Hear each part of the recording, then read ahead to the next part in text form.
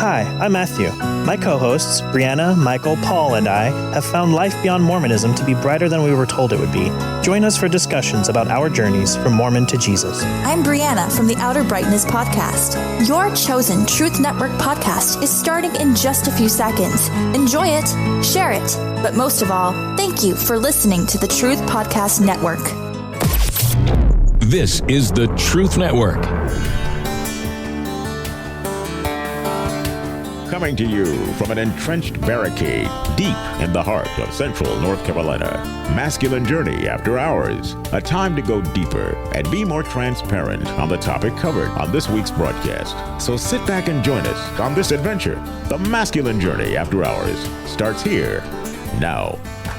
Oh, we're so glad you are joining us today. So we're just going to start off with a little Masculine Journey trivia to see how the team is, Little Masculine Journey trivia. So every week, if you listen to the podcast before the After Hours show, you hear the two promos, one of which is me talking about the boot camp, and the second one is Sam and his son, right? So here's who knows amongst our team here, or anybody listening, raise your hand, we'll pay attention, actually. What music is behind Sam and Eli, which is Sam's son, actually, that's talking with him in that promo? Anybody have a guess? I happen to know because I mixed it. Well, then we don't need to guess. Tell us. I can tell you the music behind the boot camp. That's because it was picked out for Andy. But anyway, the music behind Sam and Eli. This is for you to know. Next time you listen to that promo, just pay attention. If you ever ride the ride Soarin', I went to Disney World. I love that music, so I went home and clipped it. So if you feel like you're getting on the ride Soarin' as you're listening to Sandy and Sam and Eli, Sam and Eli, then you'll know. There you go. And this is just totally off topic and a complete rabbit hole. But hey, I just thought you'd enjoy that. But you're right. My promo. What is the song? What is the music there about the boot camp? I don't know exactly the thing, but it's from Last of the Mohicans. So it is. It's the theme. From Last of the Mohicans, which I cut specifically for Andy because he loves that. He does. He loves that. That's what you do when you love a brother, right? Yeah. You cut tapes for him? So next time, Sam, you listen to those, you'll be able to know. That's the only good thing from that movie, actually. Well, you don't like Daniel Day-Lewis? No, the opening scene had turned me off because these guys, I don't care how good they aren't running through the woods like that without going down. But they did. Yeah, the movie was nothing compared to the book, just saying. It was actually awesome. But meanwhile, getting back to the topic of today, Jim is bringing it. And we tried to give you all that pain so you'd be ready. This is finding redemption through our pain. Right, and when we left our hero Wayne, actually, he was describing quite a difficult situation he had gone through. And, even Jesus, as we know, as we're going to share in his sufferings, he asked God to take that cup from him. So he was obviously not just lining up for the pain either. But Wayne, you asked God to take the cup from you this year too, didn't you? Yeah. He go ahead. But I heard someone in the background. He asked me to do a very difficult thing last year, in the midst of right before the pandemic began, and he actually had me quit my job. And I had ideas and understandings of how things were going to go in my mind. And after a few months, things continued to get harder and harder. And Father had to take me through that pain and that hurt to see that he really is my provision. He is the provision. But in the midst of that, like, one of the things that I would mention to folks is, like, cry out to him. He's a big guy. He can handle whatever you have to say to him. He's there. He can hear it. In the pre-discussion, Danny had mentioned something about how Jesus hung on the cross and cried out, "My God, why have you forsaken me?" And if you actually study Jewish culture and everything, it's known that whenever the first line of a chapter is quoted, the person is actually the entire chapter. And I highly recommend anybody go and read Psalm 22, because in Psalm 22 you get to see see the pain, the affliction of Jesus in that moment. You see that it was so strong that he did feel like he was forsaken. He felt like God had completely ignored all of his work. It felt like that in his being, and a lot of us have gone through that. But then you get into verse 22 and the end of 24, everything changes. The pain and the hurt that we go through in our lives, a lot of it is it's like a fire that burns out that dross right in gold, and it brings what's truly there to the surface. And in verse 24, it actually says, "For he has not despised nor abhorred the affliction of the afflicted, neither has he hid his face from him, but when he cried unto him, he heard him." God never turned his face on Jesus. He never turns his face on any of them. It feels like it in the midst. And there we lost Wayne in the midst. So go read all of Psalm 22, which is the point he's making, is that is, and it really is a powerful psalm, but it does point to where Jesus was when he was on the cross. And all of our redemption, for every person listening that is redeemed, came through the pain he suffered, but he did it willingly. And that's where we want to try to get to tonight, is that we go through the pain with God rather than trying to avoid the pain. Because I don't know anybody that hasn't been through painful situations that hasn't been made stronger from it. And I don't know anybody that's had an easy life that isn't shallow. Right. Well, when I personally thinking about this subject, I go, wow. When I struggled with pornography, and we've talked about that on the show a few times, one of the pains I did not want to go through, but it had everything to do with relationship, was, do I want to share my struggles with my wife? Right? And that looked phenomenally painful. I mean, it just did. But if I wanted to be loved for who I really am, if I wanted to have a relationship where my wife knew what she was really married to, and if I was willing to lay myself out there to try to get the forgiveness I needed in order to push into the relationship, then it required that. So God told me that's what he wanted, but I could think of 40 billion reasons why that shouldn't happen. Well, interestingly, he put me in a boot camp experience. It was actually a marriage retreat with Sam and Darren at the time. And they had the one and only, joint covenant of silence that I've ever seen, where we went in there and they were like, now you need to go into this covenant of silence and talk and share with your spouse something, some type of deep, intimate detail that you've never been able to share with them before. And oh my gosh, I was called out right on the spot, like God ordained this moment for me to do that. And as I pushed into that, it just brought an intimacy with God and my wife like I could not even begin to tell anyone what it did to feel love for who you really are, and not the wet mask that you've been wearing. And oh yeah, it hurt her a lot. And oh yeah, I had to sit there and watch the result of all my sin, come down on my wife. But the thing of it is, by pushing into it with God with me. In other words, I didn't just take it on myself to go have this discussion with my wife. And I'm not recommending this for all, what I'm saying is God says go do something and push into it with him and in the situation. And oh my goodness. And it wasn't, 6 months ago or maybe 3 months ago, God and I had another secret that I'd never talked about my wife, and I don't really have permission to share it with all the people that are involved right now, but I will tell you, it was another situation like, are you going to trust, and this is really where it comes down, are you going to trust God? Are you going to trust the person that you love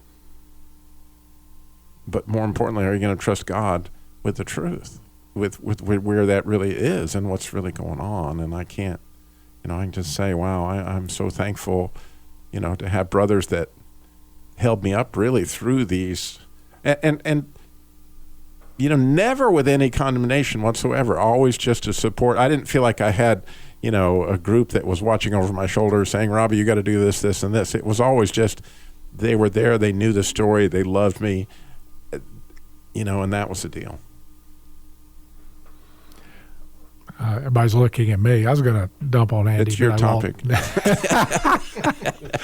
Well, in the after hours, we're trying to give stories that are our going through pain to redemption. And the most poignant one, and Andy, be ready because you're right after me, but the most poignant one in my life was about 35 years ago. And my wife and I had been married 13 years.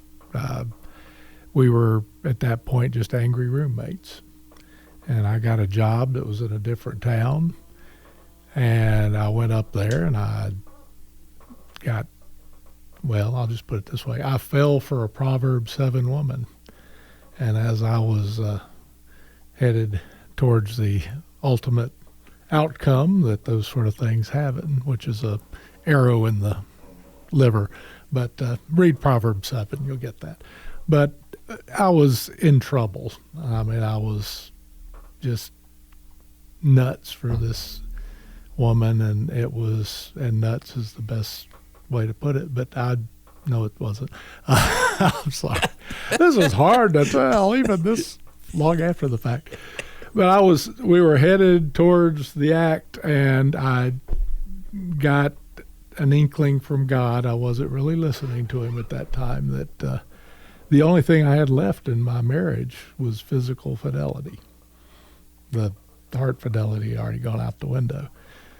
So I went home and I told my wife I wanted a separation. She heard divorce, and that was probably more accurate because I tend to pad things. And I was expecting, when I said that to her, that I wanted to leave, I was going to get a, good riddance, you jerk, because I was, and I was in the wrong. But she started crying, and that broke my heart, seeing, that she still cared. And she said, trying to make the long story shorter, that she had looked forward to this move as a new start, and that's what God gave us. And we were both believers, but pretty much carnal Christians at that point. I went to church just to sing because I love singing. She didn't go because it was Presbyterian and she was a Baptist. We moved together there. That my desire for the other woman quickly went away because I found out what kind of woman she was very quickly. And I could focus on God and my wife. And I wouldn't be sitting here today if it hadn't been for that extremely painful process. And that was one of those self-inflicted ones. But it doesn't really matter because God's going to use your pain, whether it's caused by someone else, whether it's caused by yourself, or whether it's a seemingly random event.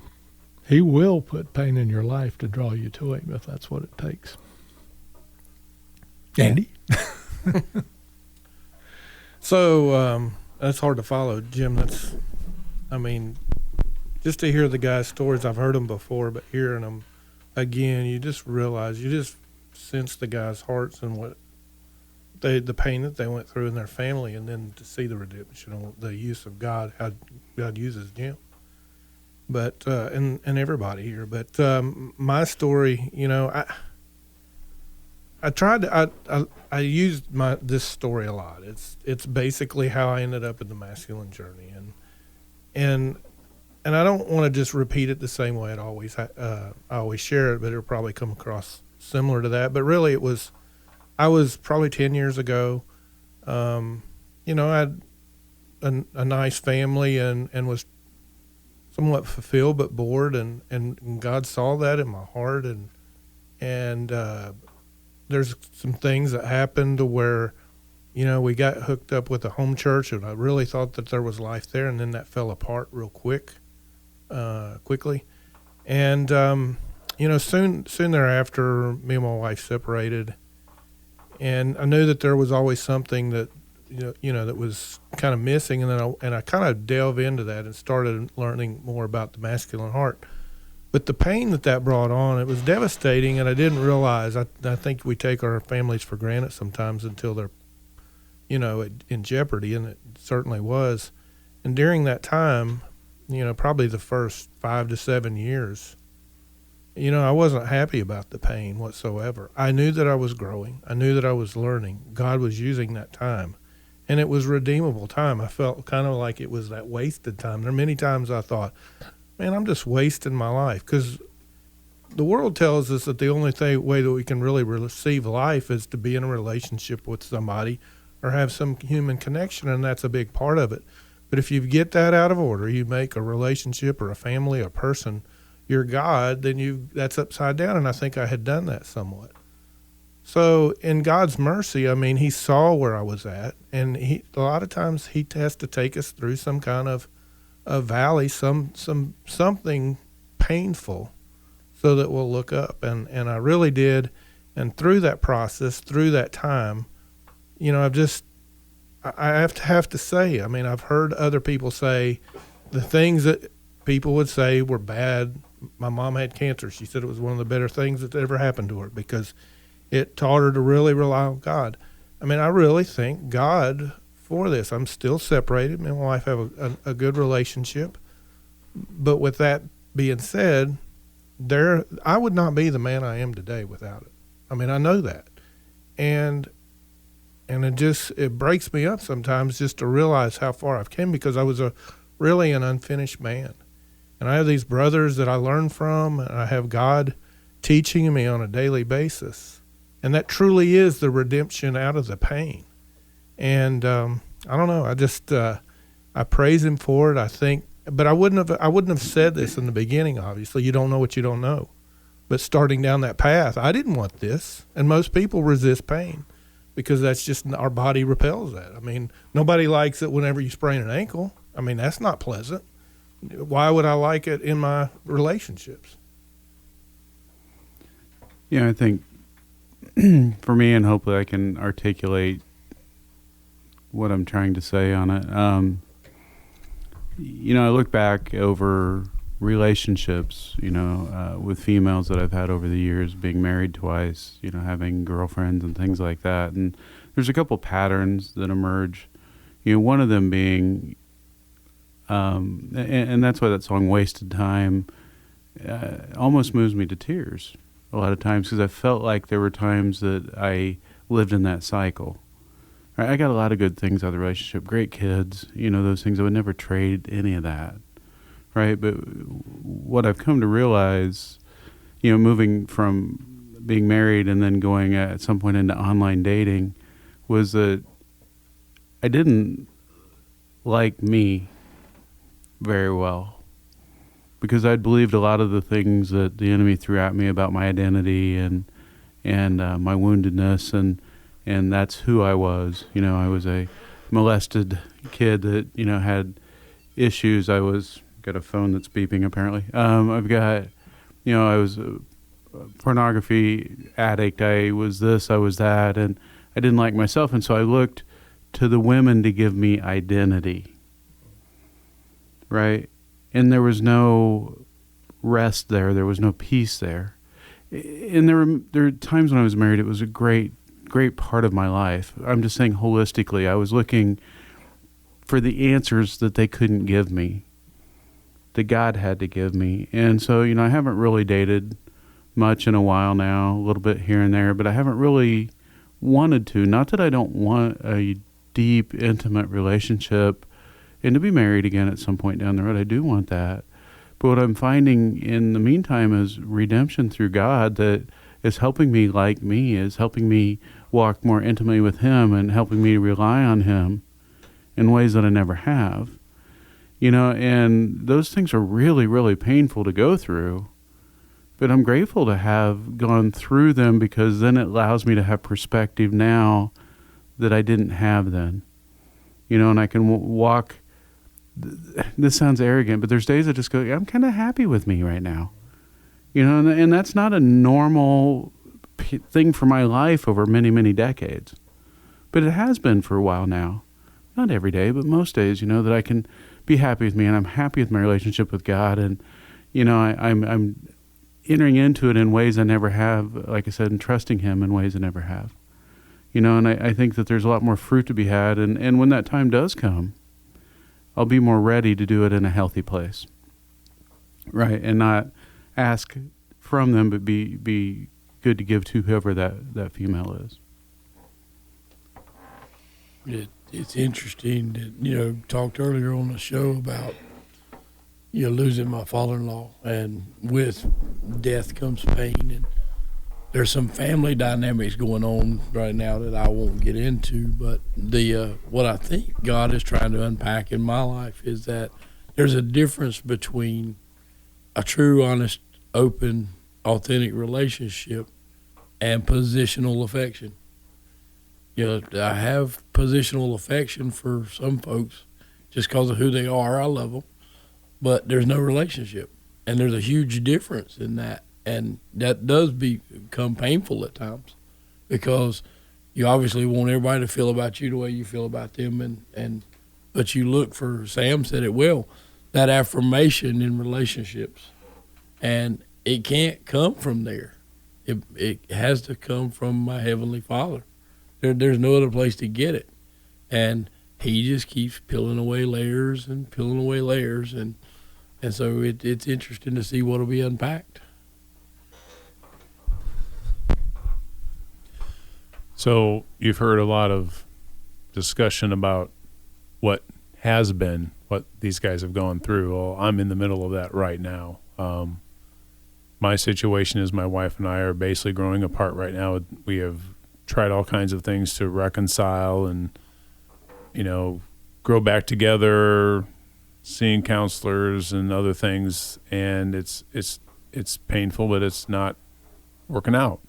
And it is very sad. It's hard to take.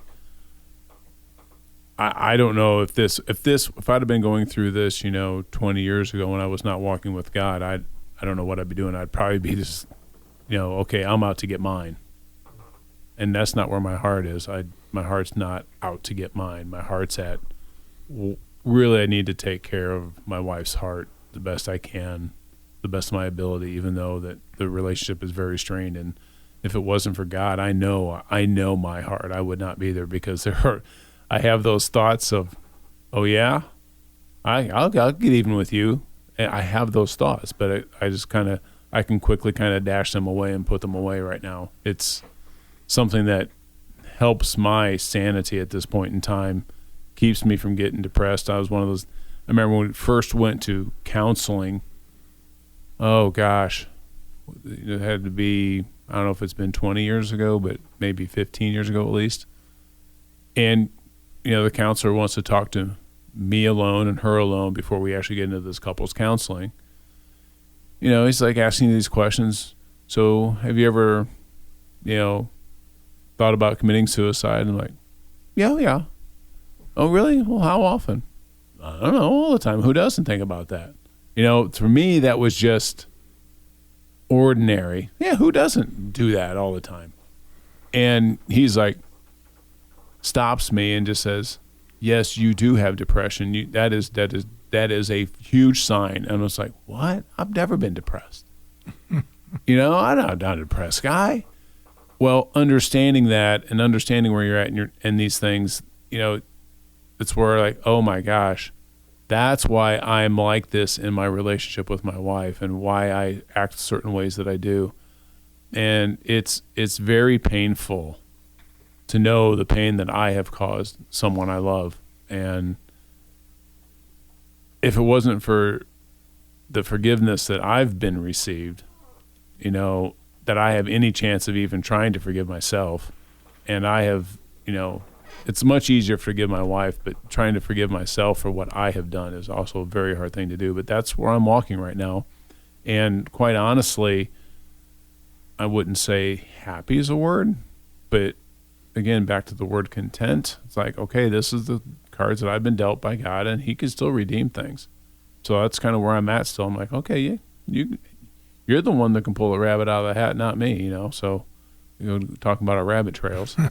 But that's where I'm at. I'm like, Lord, you're the one leading this, you're guiding this, I'm praying heavily. I've got family members praying. So, it's like, walk with him, Rodney. Just stay with him, stay with Jesus, eyes and ears and everything else on Jesus. And just, then it's like, okay, where is your wife's heart at? And just kind of make sure that you're taking the best care of that as you can, because that's the only way things are going to get redeemed. Yeah, so as you look to the 16th Psalm, I do, for a lot of things, because it just applies so much here, that as you come down in the Psalm where David's going to bring you in for a landing, he says, I have placed the Lord always before me, because he's at my right hand. I will not be shaken. Therefore, right, my heart is glad, my glory rejoices, and my flesh rests in a secure place. Man, I mean, that's a mouthful right there. And I couldn't think of a better prayer to pray. I pray it all the time. Like, I will place the Lord always before me, because at his right hand I will not be shaken. And if we can get there, right, through the pain, right? Because at the end of that psalm, as you get to the bottom of it, it says, right, you've shown me the path of life. In your presence is fullness of joy. At your right hand are pleasures forevermore, right? Jim? We've had two, I don't think Sam used the word, but content. Paul by our standards, had a terrible life, but he chose to be content. And remember, you have that choice if you are depending upon Jesus Christ. There you go. So, wow, thank you for listening. We can't tell you how much we appreciate it. We appreciate it also if you liked and shared this podcast with whoever listened. That would be really special to us. We'd appreciate your feedback always. Go to Masculine Journey Radio and register for the boot camp. This is the Truth Network.